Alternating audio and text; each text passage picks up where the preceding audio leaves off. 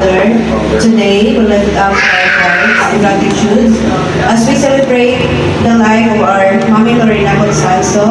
Thank you for the blessings with another year. Surrounded with the love of the family and friends here in the Philippines. Lord, we ask that you continue to shower her with your grace and mercy.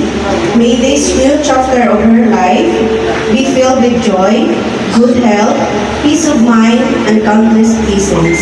Strengthen her with spirit, guide her steps, and grant her desires of her heart that are aligned with your will. Let her feel the warmth of your presence today and every day, and may her life be a reflection of your love and light to those around her. In Jesus' name we pray. Amen.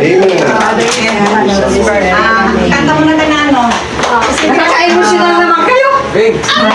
Please! Ako na doon. Ako na doon. Hindi ka mabawa. Pantay ka lang sa Happy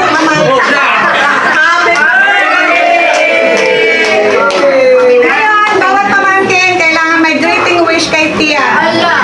Ako may maguna. Ako, Chune Magona.